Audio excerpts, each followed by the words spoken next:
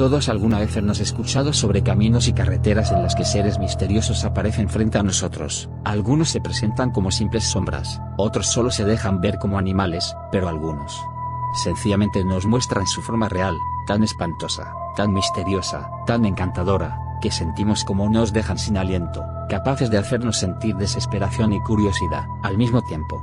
Pues bien, mi experiencia es un tanto peculiar. Te pido que cierres los ojos y escuches con calma cada una de las cosas que a continuación te revelaré. En la ciudad donde vivo, al ser pequeña, no existen grandes carreteras ni autopistas, por lo que a diario observamos como tráilers, camiones y maquinaria pesada atraviesan la ciudad desde hace más de 20 años. Han habido algunos intentos por construir autopistas que pasen a un costado de la ciudad, sin embargo, todos los intentos han fallado. Uno de esos casos es la carretera perdida. Una carretera llamada así debido a que diario se pierden automovilistas, motociclistas, ciclistas e incluso personas que quieren practicar atletismo. Algunas personas por desconocimiento deciden tomar esa carretera, pero no logran atravesarla. Existen personas que logran atravesarla, sin embargo, deben pagar un precio por hacerlo, pues quien logran hacerlo, mencionan que en el kilómetro 7 de dicha carretera, existe un ser a quien debes pagar el derecho de pasar por ahí. Puedo decir con temor, que yo pude ver de cerca a ese misterioso monstruo. Mi experiencia tuvo lugar hace 14 años, cuando era joven, trabajaba con un taxi, por lo que, para mí era bastante común llevar a las personas a distintos puntos de la ciudad y pueblos vecinos. En esa ocasión mi vecino me contrató para llevarlo a una colonia que se encontraba al otro lado de la ciudad, me pidió que lo llevara a la medianoche, pues su hermano acababa de fallecer y quería estar con él. Al tener que llevarlo a medianoche, le pedí a mi padre que me acompañara, pues considerábamos peligroso regresar solo con el coche, ya que mi vecino se quedaría en casa de su hermano. De ida no hubo ningún problema, atravesamos la ciudad debido a que mi vecino compraría algunas cosas para el velorio. Dejamos a mi vecino en su destino y volvimos a casa.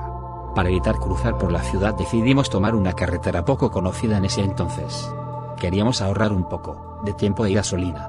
Me sentía cansado después de un largo día de trabajo, por lo que pensé que sería buena idea tomar aquel camino. Todo parecía normal, carecía de luz y la visión no era muy buena. No consideré que eso fuera un problema si conducía con cuidado, incluso por la sensación de mi coche, noté que se encontraba en buenas condiciones. Después de alrededor de 30 minutos manejando, sentíamos que avanzaremos mucho, era como si estuviéramos en el mismo punto. De un momento a otro, el coche hizo un movimiento extraño, se sintió como si hubiéramos caído en un bache, inmediatamente el motor de mi automóvil se apagó y se detuvo de manera brusca, como si alguien lo estuviera sujetando. Después de detenerse, las luces se apagaron y no encendían, el motor parecía muerto. No daba signos de querer arrancar, ni siquiera daba marcha, no hacía un solo ruido, todo estaba en completo silencio. Le dije a mi padre que me prestara una pequeña linterna que llevaba en la guantera, él sacó pero incluso la lámpara no encendía.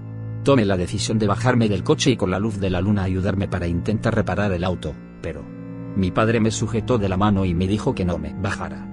Inmediatamente después comenzamos a percibir un olor asqueroso, tremendamente fétido, el olor era parecido al de los huevos cuando se pudren. Fue mucho tiempo después que alguien me comentó que ese olor era el de azufre. Mi padre y yo decidimos quedarnos dentro del auto, pensábamos quedarnos dentro hasta el amanecer, después de todo en algún momento tendría que salir el sol. Tratamos de soportar ese fétido olor y mantener la calma.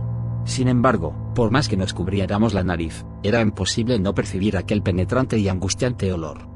De pronto sentimos que el automóvil comenzaba a saldar, era como si un grupo de personas quisieran cargarlo. Escuchamos en el techo sonidos parecidos a pisadas y finalmente retumbaron en nuestros oídos unos gritos tremendamente agudos. Sentía que mis oídos explotaban, algo líquido recorría mi cara, no sabía si era sudor o sangre brotando de mis oídos.